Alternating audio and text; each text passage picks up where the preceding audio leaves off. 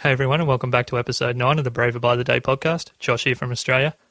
For today's show notes, braverbytheday.com/09. braverbytheday.com/09. So expanding upon what I said earlier in episode 6, as I'm releasing 5 episodes at a time every second Monday, this is cluster 2. I'm calling them clusters because there's 5 episodes at a time. Hopefully that's not confusing anyone. At Joshua C. listed on Twitter, if it is, just let me know. But basically, I've had a punctured lung for the last couple of weeks. I've really been struggling to breathe, let alone talk, so that's probably why my voice sounds a little bit funny now. It's also why I haven't actually been able to do some of the interviews and record some of the episodes I'd hoped to. So what I'm figuring I'm going to do for today's episode at least, 4 of the 5 Braver by the Day episodes in cluster 2, so number 6, 7, 8, and 10 are all original content. And there's a dog joining me for today's episode, obviously. Hopefully that's not annoying anyone. Sorry about that. The beauties of podcasting, I guess. You have to deal with the neighbours. I'll get back on track. Essentially, I have actually 3 other shows. One of them does fall somewhat in line with the more creative people that listen to Braver by the Day, and that's called DIY Music Movement. And I had a great guest on that show named Matt Halpern, who is a professional drummer. He's actually just won Modern Drummer magazine, which is the biggest drumming magazine in the world, their best metal drummer. And I think he was right up there in the overall poll as well. So, very popular band. He also owns a startup called BandHappy.com that is growing. It's a really exciting story. So I thought what I might do is just essentially cut and paste that interview into Braver by the Day because I think it is really appropriate. He also talks a lot about doing something that you really enjoy, moulding your career around a passion to give you extra drive.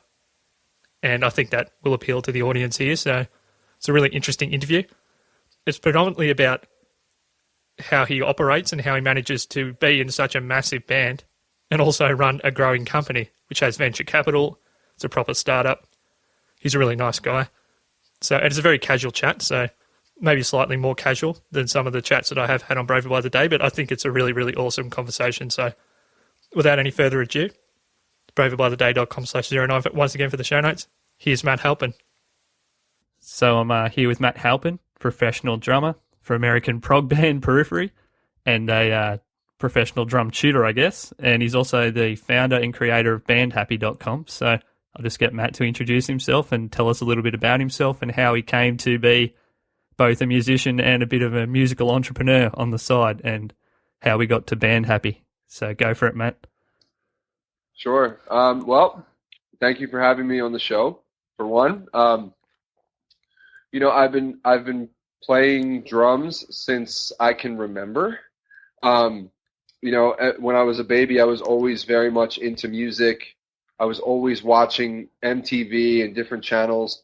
So I think I grew up with music being like the big thing. And sorry, I'm just taking a screenshot here as I go. But anyway, so I just grew up, listening to music and being exposed to music all the time. And, through that exposure, it's all I ever thought about, was playing music, playing drums, learning how to play the songs that I was seeing, learning how to play with, how to play with other musicians.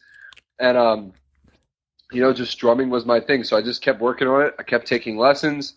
I kept getting better and playing songs and learning albums. And, over time I started playing with different bands.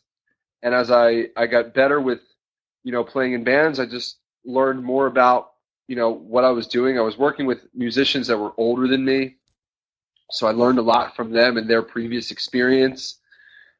And, as I got more and more into playing, I became more serious about doing it for a living, and I stopped doing other jobs. I didn't go to school anymore. I didn't work in a restaurant anymore.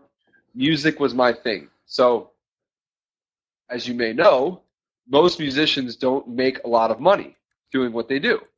No. So, it's hard to make a living. So for me, because I had always taken lessons, I always had a really good handle on teaching. So when I was like 15 or 16 years old, I started teaching students of my own. And that just carried on until I was, in my 20s touring with bands. And at that time, the problem that occurred was I wasn't able to make enough money just playing in a band, and I wasn't able to teach my students at home because I was traveling so much. So from there, I started offering lessons on tour, and I started teaching my students in different cities that I went to.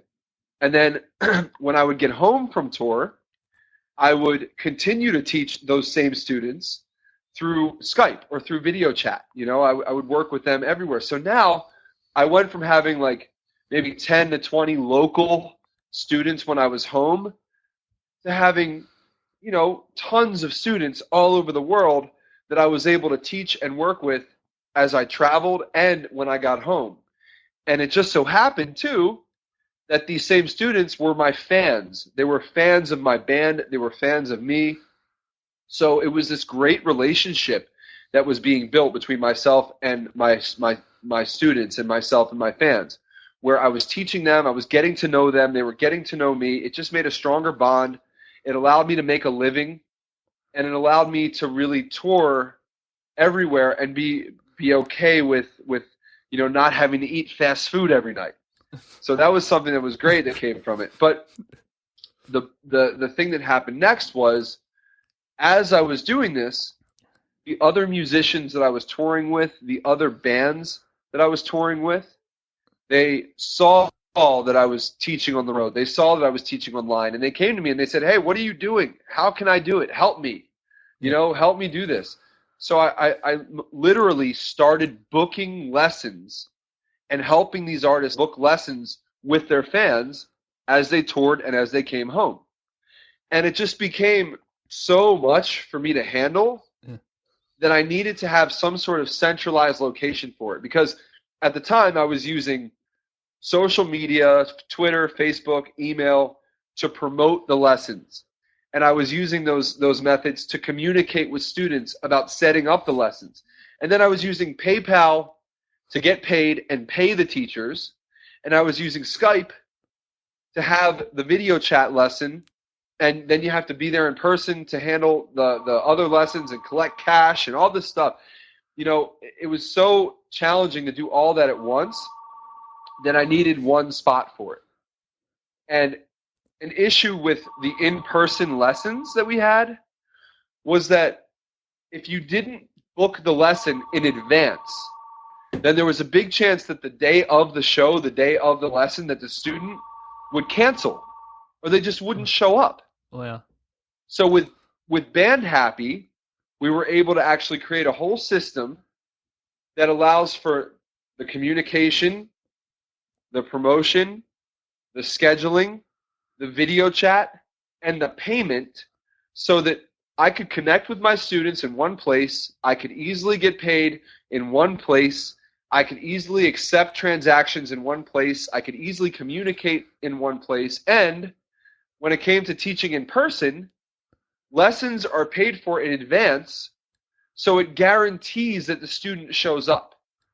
So it just all made sense to create this, and that's really how it happened. So, that's the short version of the story. Yeah, that's awesome. So essentially you were you basically were at a point where it was stealing so much time, even though it was a source of monetizing your touring time, it was actually taking away from just your peace of mind on tour, having to juggle 3 websites and multiple payment options. And even if you were offering that service, I guess, to friends in other bands, and it was complicated, I guess, having one centralized automated system is the idea. So how did you get to that point where you thought, well, I really need to scale this and have my own platform for the lessons? Was there a certain point that you reached where you just thought, okay, this is definitely too much, I've got to go seek a programmer? Or did you have a friend? Or I knew I had it in mind for a long time that I wanted to create a website like this to connect musicians.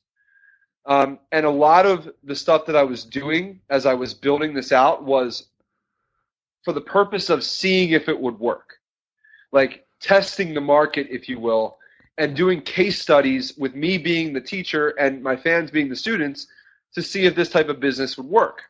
Because I knew it wasn't worth pursuing, and I knew it would be expensive to build it and I didn't want to pursue it if it wasn't going to work.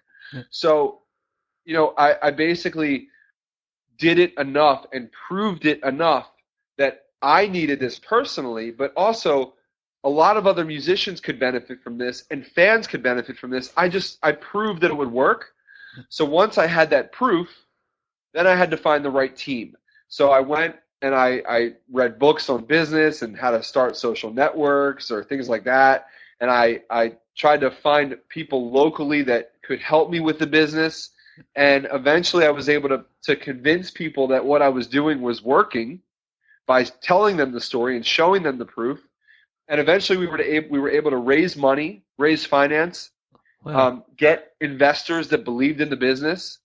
And then we found the right team to build it, the right team to market, and then we did it. And still, it's very, very much a small team and small operation. And we've done very little marketing. I mean, very little. Everything that you see is just development, Yeah, I think I actually heard. I was aware of the band, obviously, because I'm into the genre of progressive rock, and I think I might have saw the BandHappy thing on a Between the Buried and Me Facebook post of all things, and I'm like, wow, there's something going on here, because a lot of bands that I'm into are talking about this Right. one platform that they're all teaching lessons on, and then it turned out that that Matt Halpern was the founder of this particular platform. So when you're, Yeah. it really is a genuine startup to a certain degree. Like, how different is that mindset from your normal day-to-day musician's mindset, like raising capital and investors and obviously optimization and automating things behind the scenes? Like, that must be a completely different mindset to have to flip between. Definitely. But I found that mindset has improved my thought process as a musician and as a band member, because everything I learned is very valuable for business, and music is very much a business. Being in a band is very much a business. So all the relationships that I've built and all of the experience I've had have actually been very beneficial to playing in a band, and helping run the business of a band. But that being said, I grew up with with a mother who was very business oriented. She was a real estate agent and still is. And my father was a pharmacist who owned his own pharmacy. So I had business influence at a very young age. And when I graduated high school, I got a real estate license and I became a real estate agent. Wow. I was also working in restaurants. So I had experience dealing with people and customers in real estate, which are big sales and big decisions. So it was very sensitive business and contracts, and I learned a little bit about that then.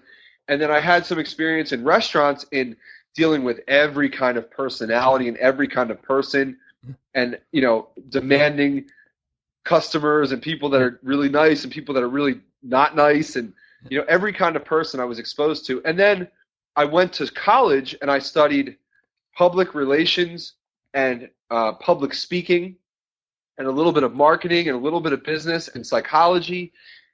And I learned about all these different things that eventually I applied. Now, I had no experience launching a business. I had no experience, and I still don't have any experience in programming or developing websites. I'm not great at design, but I just knew that I knew what I wanted. I could visualize it, knew that I could find people out there that would understand my vision and help me make it happen. And I found that there's two big things to being successful in business. One is communicating well, and I mean communicating with the people you work with and your audience and your fans and your employees, everyone. Communication, and then persistence. Being persistent and not giving up, and always knowing that there's a solution to every problem. Yep. And just working and pushing past it. So as long as I had those abilities, I'd be okay. So I had the ability to communicate, and I had the ability to be persistent, and I figured I could just learn everything else. And that's really what I did, That's awesome. And do you think that business acumen that you were picking up on the side was making it maybe easier to deal with day-to-day business stresses of Periphery itself while on tour? Like things that maybe would have stressed you out before, just easily process-driven thought patterns now. You just think from start to finish. You can get through those. Because, I mean, obviously, I've only done a small amount of going on the road myself in Australia, but you know from Australia that those trips are pretty long between towns. And I've found that I stress out a lot less than the rest of my band. And I think it really does come from that business and psychology background of just knowing, well, we do point one, point two, and we get through the process. No, I definitely. I mean, this business has been such a big thing for me to try to juggle and learn about that it's been the most stressful thing ever. Like, especially in the beginning, I was scared that every person I told about it was going to go steal my idea. You know, I was scared that you know, if I didn't hear back from somebody, you know, within an hour of emailing them, that like they were stealing my idea and off and doing everything. You know, like, you just learn over time to have patience.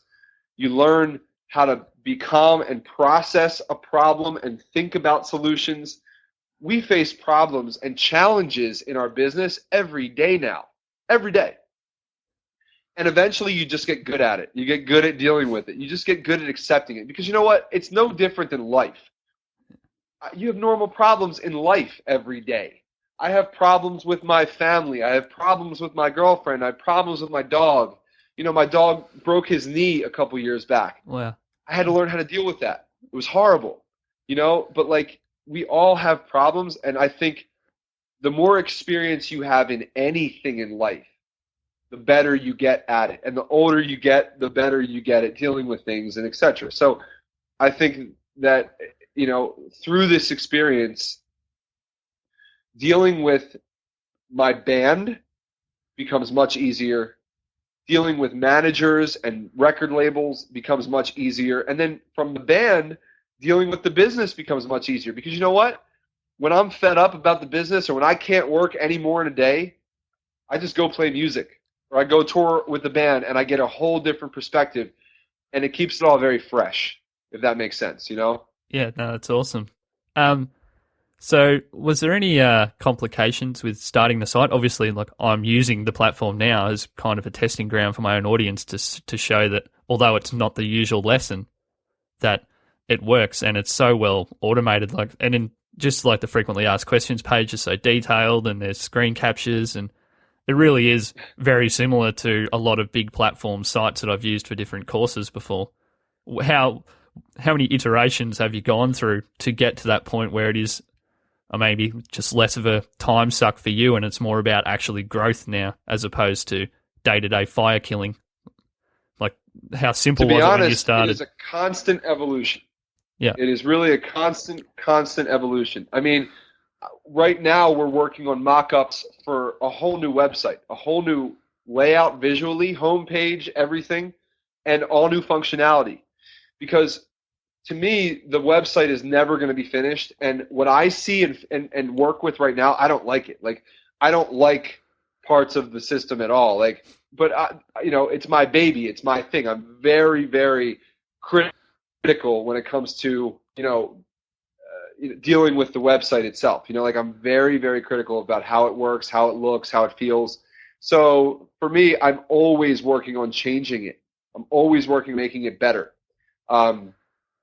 So I guess I appreciate that you see that it is well done, and I definitely think I put a lot of time into it, but I did it without ever really experiencing this website because no one had ever built a website like this before. So when we built it, we did the best we could to see if it would work, and then within our first year, we learned what really works well and what really doesn't and what we want to change, and I think it's going to continue to be an evolution like that, you know? Yeah, that's awesome. With the automation, is that particular, like, you're saying that you want to give the site an overhaul? Well, obviously you're in the middle of doing that. Is that something that's personally coming from you and the team, or is that a customer-driven decision where people have said, look, we'd actually prefer something to be this way? Like, how are you making those changes? Are they intrinsic or are they coming from the market? Because obviously you have a market already of existing customers and teachers and past customers and teachers that may come back to the site as well. Like, how do you get that? How do you work that balance out between, well, it's working now, is this new iteration going to possibly negatively affect us? Is it going to be a testing period there that you're thinking about, or was it? That's Yes. a bit of a loaded question. The I know answer, that. No. The answer to your question is yes, yes, and yes. So it is intrinsic because I've had a very detailed vision for what I want and what the site needs to have and where it's going for a long time. And because I use the system to teach like we're doing now, like I do all day, I'm very, very accustomed to the system, and I know what works and I know what doesn't and what needs to improve from an actual user standpoint. I also ask my users, my students, what works and what doesn't, what they don't like and what they do like, what could be improved and what is great. We ask our other teachers. We ask all of our fans. It really does come from our users just as much as it comes from me. The beauty of what I do is I am a user, so usually what they want I already have thought of and I already know it needs to be there. So we're very much in line with what needs to change, which is a very good thing. It's very consistent as to what needs to change and what doesn't. And then, as far as where it's going and how it's being built right now, we have the production server, which is what we're on right now, where we're actually live and doing our thing. But then we have our other servers where we're testing everything. So everything we're putting in place, we're testing heavily. And the beauty is, I'm a musician. I teach lessons. I have. Hi, Josh. I'm just jumping in again. Like I said I would at the start of the episode, this was, as you can tell, where the call did drop out with Matt. Just to expand upon where Matt was at there, he did go in to explain that it is a very intrinsic decision, but it's also very customer-driven, being students and teachers, and attracting more high-level teachers and students back to the site repeatedly for lessons. And we also move on now to talk about some new features. So it was a bit of a weird one. The technology let me down, but it actually led to an entire conversation that we may not have had about some of the new features that are coming up with BandHappy that are particularly exciting, particularly as someone like myself that may want to use the platform to record an interview or just to speak to someone, which is a recording feature. So Matt goes on to explain that. We also talked a little bit in the break, a bit more candidly, about Matt having won Modern Drummer Magazine's Best Metal Drummer and a number of other polls recently. So congratulations to Matt for that. Make sure you send him some Facebook love. He does a lot through Facebook, as we talk about. And we'll jump back into the call now. Now, the second half of the call was on Skype. And you'll notice that there's really very little difference, even though I'm on the east coast of Australia and Matt's actually on the east coast of the United States. So there's very little difference between the quality that was coming out of BandHappy, which was actually video and audio, and the Skype call, which we'll jump into now, which is just audio. So if anyone in Australia or outside the US is wondering, am I going to suffer some kind of technical problems dealing with BandHappy, the system optimized itself so well that it just wasn't even an issue. So congratulations to Matt and his team for being so on the ball with that. It's pretty amazing. So we'll jump back into the second half of the call now, and I'll see you guys at the end. Okay, so I'm back with Matt from Periphery and from BandHappy again, and I just had a bit of a technical issue at my end, and it's something that is going to segue into a new feature that Matt and his team are looking to introduce to the BandHappy platform, and that's recordable lessons. I was actually recording our chat into an audio recorder, and the audio recorder was full, and for some reason I wasn't able to delete the file, even though I have cleared it off the audio recorder. So, Matt, take it away. Tell us about some of the new features that are coming for BandHappy in the future.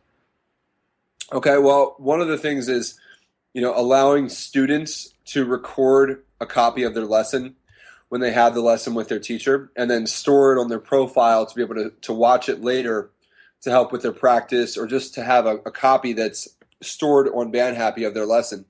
And when we initially launched, we did have this feature, but it wasn't working the best way that we wanted it to. Like it wasn't doing exactly what I wanted it to. So we decided to disable it and not actually release it until we could get it perfect. So we kind of put it back in the queue and put it higher up in the list because there were more immediate things we had to get right.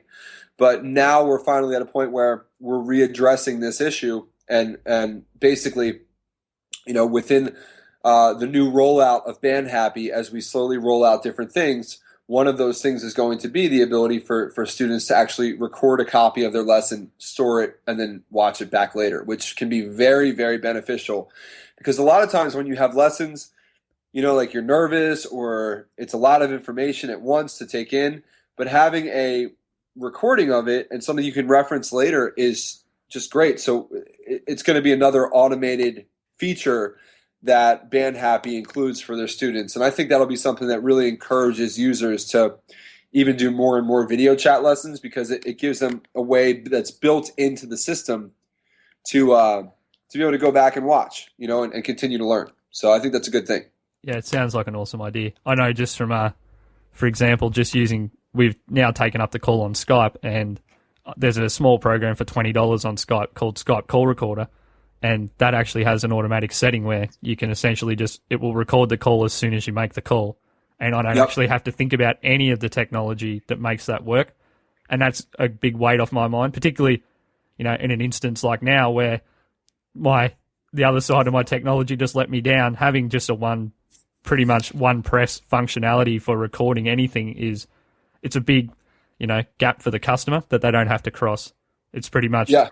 You can relive that same lesson over and over again with less nerves, and that's a pretty awesome idea. Is there anything else in the pipeline that is specifically coming that you think will be really beneficial to customers? Yeah, I guess I could mention a couple things. One of which will be a new dashboard for teachers that will allow them to create lessons a lot easier, more. A better request system, a better search system that'll actually help match students to teachers better. So there's things like that. And then there's, as far as video chat goes, we're working on some really cool things with group video chat lessons so that teachers can actually work with classrooms or groups of students at a time, to where students that normally couldn't afford the more expensive one-on-one lesson, they could definitely afford a smaller group lesson for a less price that allows them to not only learn from their teacher, but connect with students that they can then work together afterwards. If they have any trouble or didn't learn anything, it really connects the students of BandHappy in a new way, and allows teachers to work with more students at once, and allows, like I said, fans to pay a lot less for the lesson. And that's a really cool feature. And then we're also doing some things where we're going to be allowing teachers to actually pre-record lessons and offer lessons for download, so that if they're traveling and they're too busy, they can still record things and basically accept requests for lessons and then record them themselves and put them up for sale. So those are some of the things that we're working on right now that should be coming within the next during the next bunch of months.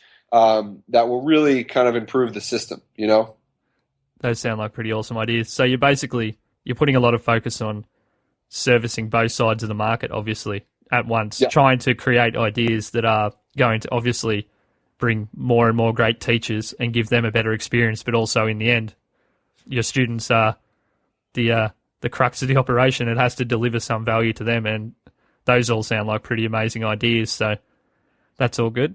Just on a different tangent, I guess, BandHappy, you said earlier that it was in our pre-conversation chat, I think, that you haven't really done a lot of conventional marketing for the site. But I have noticed in the past that obviously both Periphery and BandHappy are pretty big Facebook users, and Periphery as well did a great job in the early days of leveraging YouTube with all those Axe Effects videos and all that sort of stuff, and product videos. And is Facebook the main way that you're promoting BandHappy at the moment? It goes through Facebook. It goes through Instagram. We have a Twitter account. And really, that's just our own network. The biggest promoters for our platform, to be honest, have been the bands and the artists and the teachers that use our site. Because they have their own fan bases that they promote to, and when they're teaching on BandHappy, we encourage them to promote to their fans, because the fans are the ones that actually want to work with them and want to engage them and learn from them, and that's how it works. So it's been a combination of our own social media, social networks, and the band's social media and social networks that support us and use our site. So it's been a good combination. Yeah, that's great. Has it been a good networking tool for you? Not that networking in the good way, I mean, in case that scares some people. So, I mean, you'd be making contacts with musicians of obviously a much broader range of ages and possibly other genres, and tapping into markets that maybe Periphery itself can't tap into as far as your own promotion. Like, how broad-ranging are the amount of teachers and the genres covered and all that? Where's that going? Well, right now it's been interesting since we started. We've really just been kind of engulfed in the metal and rock world because that's where my network is, and that's where the network of the bands we work with are. But we have, amazing artists or musicians that do classical music. We have amazing artists that do country and bluegrass. And as we expand out, we're able to meet more and more people that are in different parts of the music industry that can expose us to newer artists and newer people. And it's been so great to build these relationships with people so that we can really, really expand out past our initial network. So, this is just one of those times where, as we build this out, we really are using the connections we have with the people that we're working with to build out to new networks. And we need to market to different people because so far it's been very much in the same world. So, there's a lot of other people that can benefit from using this platform, and they're not necessarily in the metal and rock world. So we're very cautious now of who we're reaching out to and where we're reaching out. And networking really is everything. And it just comes through the relationships we built, Yeah, so is that something, I guess, moving forward that you're going to be, as a team, just more mindful of, that you're not making it genre-specific or, that musicians crowd? It's going to be basically more of a broad-ranging service for, for students to be able to find teachers of any genre outside of that, progressive metal and tech genre. Absolutely. Absolutely. Yeah, that's awesome. Yeah. It just as on a side note, when you are really, really busy on the road, and obviously you've automated BandHappy to a certain degree, how much actual time are you spending doing, like, answering questions and that sort of stuff from other sources? Obviously, there is a note feature on BandHappy, which I would encourage anyone that does go check it out to take a look at. All the features are pretty impressive, and you don't really need to do a whole lot of communication as, a potential student or potential teacher outside of BandHappy. But are you still getting a lot of that initial Facebook and Twitter traffic with direct questions, or are you just redirecting people to, like, frequently asked questions now? Like, how much personal time does the site take, just, managing that sort of stuff for you? Sure. Well, I think a lot of the functionality has been pretty good, and we've been working on improving it as we go. So, a lot of our teachers, just by the way they promote the lessons and instruct people to sell the lesson or instruct their students to buy the lessons, people really figure it out pretty quickly. But we do get a fair share of contact questions and things like that. So when we do, it's more information for us. Like, it helps us figure out what needs to be improved, what isn't clear, and what is clear. And whether I'm on tour or whether I'm on at home, I can definitely do that. I can definitely do it, on my phone and through the email, and I get all the emails to my cell phone all the time. So it's very easy to stay in contact. And I have my partners who, one of my partners focuses on the customer service, phone calls, customer service, emails. Another one of my partners focuses on the more administrative side to the business, whereas I focus on more of the artist side and, the development side of the business. So we're able to pretty fairly balance it out, That's awesome. So it's a good amount of work. It's not overwhelming. That's good. Just, I guess the topic of today was, for me, I'm doing a small series on just musicians bringing maybe some cross-pollination from the business world into their music business. And maybe it's more so about monetizing that downtime that they have, either, the space between shows, or if they're on tour, the daytime space between shows.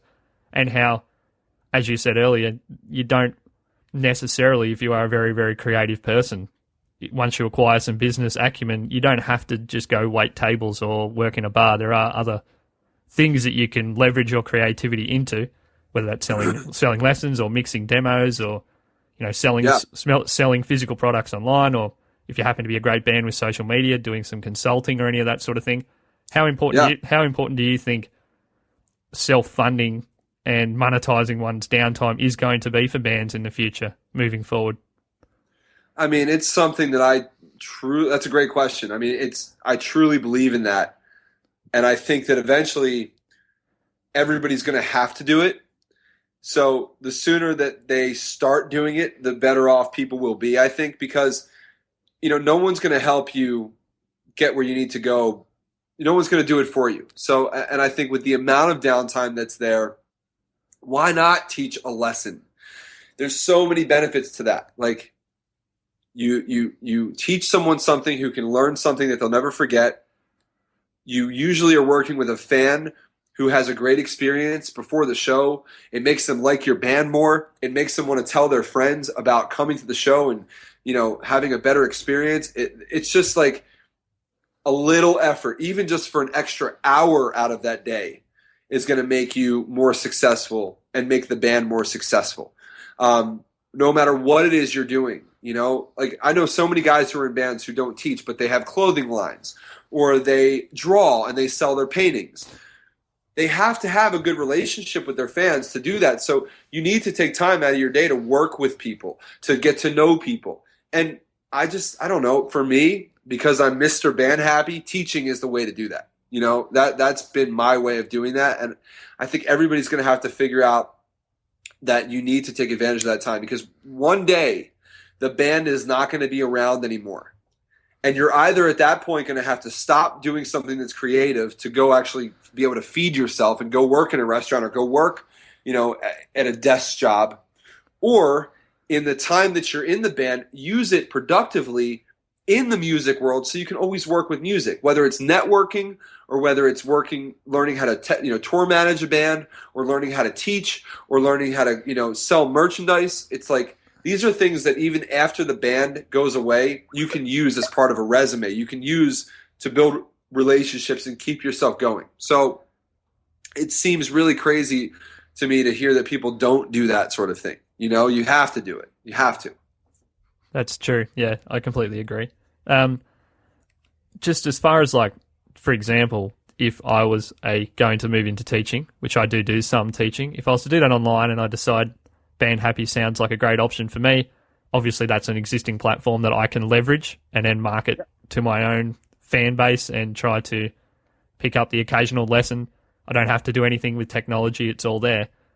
What happens if I've got that kind of mentality of, is this going to affect my artistic credibility, so to speak, or is pushing business going to affect my fan base, or is that just stuff from the past, maybe? And that's just an old mindset that... I personally think it is, because anybody who wants to get into being in a band is going to realize very quickly that they need to develop that part of their personality and that side of their thinking in business.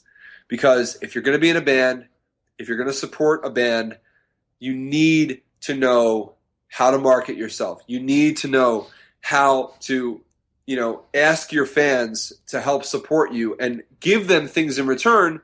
But, it's a business. Bands need money to go on tour because they have to pay for gas, they have to pay for equipment. That's cash. So you have to realize that, like, we need it to survive. We have to be able to learn how to market and ask for it. And I think everybody is accepting that a lot more now, but need to continue to accept it. They need to understand it, if that makes sense, No, that makes complete sense. So basically they just have to be unashamed of wanting to stay on the road, I guess. As far as framing it, marketing, you don't actually, as a musician or an artist or a creative person, have to put it out there as the starving artist thing of, hey, buy my stuff, I can't afford to go on tour. Just right. More so it's just a mindset of knowing, if I come home broke from tour after tour or show after show, depending on how far you're traveling and where your band's at, there's only a certain amount of time that a normal person that's working from day to day in between can sustain continuously coming home broke.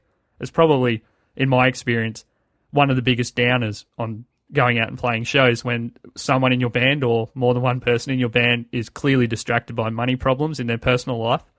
Sure. It's a bummer, yeah. So I'm happy that I've got some real credibility from someone like yourself to back me up on that, because I get into that discussion quite often with people that they don't want to be salesmen beyond their own merchandise. Some people don't even want to sell that for some reason when they're playing shows, but they want to be artists. And I guess in just such a connected and fast-moving world, you can go broke in a second if that's the mentality that you have. So definitely. And, it's okay to ask, because you know what? We're giving something back. And, if we can, it's like the crowdfunding stuff. Bands use crowdfunding now all the time. And as long as you show what it is that the money goes towards and what you're doing with the money, then it becomes very real. Look, you like our music? You want an album? Well, then we need funding, because we can't make this album that you want to listen to without it. And here's why. Because the studio time costs this much, and the production of the CDs costs this much. So the fans now have these opportunities to be the funders of bands' careers. And, that's something that's pretty amazing. That's something that I would love to have been able to do for my favorite bands back in the day, Be like a patron of the arts, so to speak. Like actually I think it's great. I think it's great. And look, you can't be afraid to ask for things, because as long as you give back to your fans, as long as you are good to them and give to them, then they will be okay giving to you, because they know that where their money is going to benefit you, is going to help the overall big picture. And I think as long as bands understand that, then it should be very easy to communicate that, Yep, that's perfect.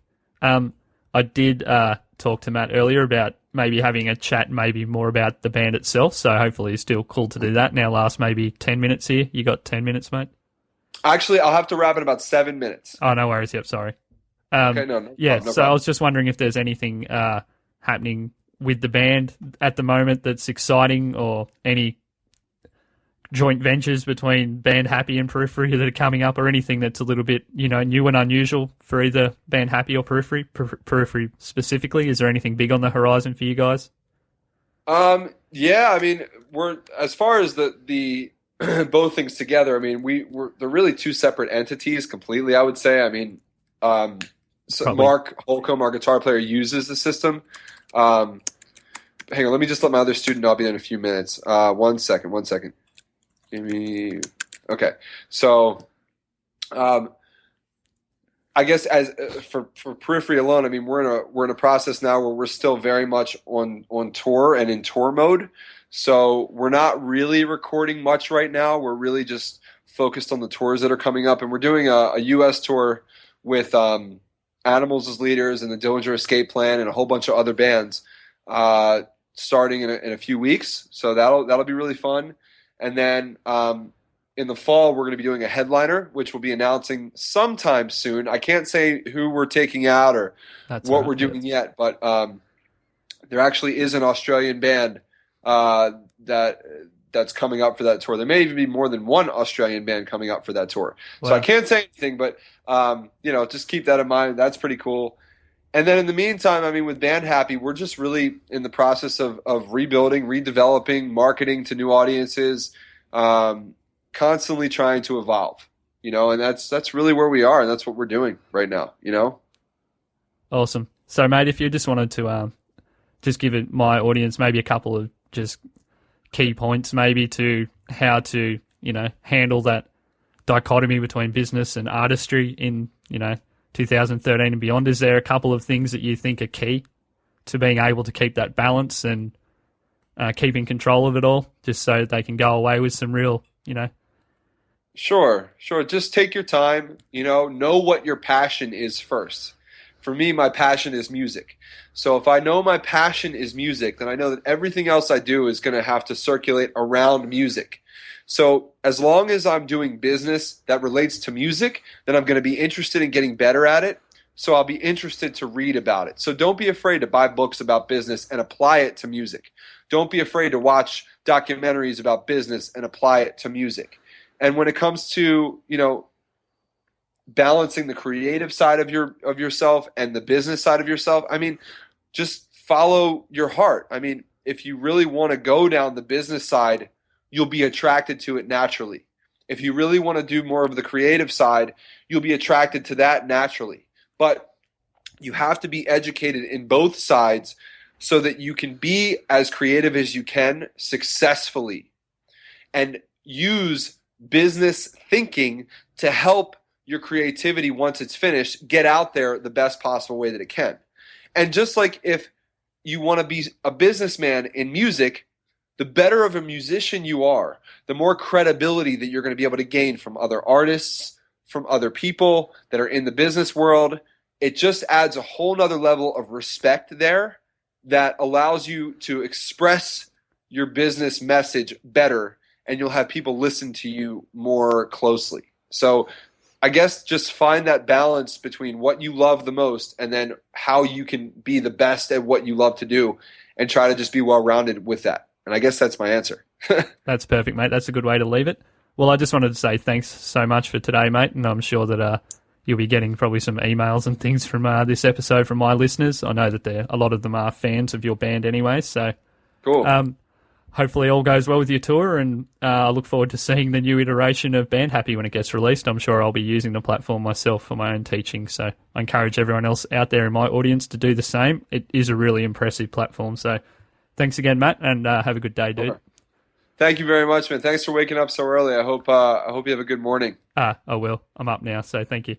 Cool. Of course. Okay, yeah, just get in touch, and whenever it's done, I'd love to take a listen or check it out, so just keep me posted on when you're going to air it, I will let you know. Thanks, mate. Cool. Awesome, man. Speak soon. Thank you. Bye. Bye-bye. So there you go, Matt Halpern, drummer of Periphery and the founder of BandHappy.com. I just wanted to say thank you to Matt, and for everyone who did stick out today's episode, who was part of the Braver by the Day community. Thank you for letting me bring in an interview from a different show that I do, as I haven't been that well health-wise. So I really do appreciate that. Obviously, if you found today's episode helpful and you think that you would like to hear some of the other things that I talk to people about on other shows, let me know at Joshua C. Liston on Twitter or Joshua C. Liston at gmail.com if you want to email me. Okay, once again for the show notes, braverbytheday.com/09, and I'll see you in the next episode.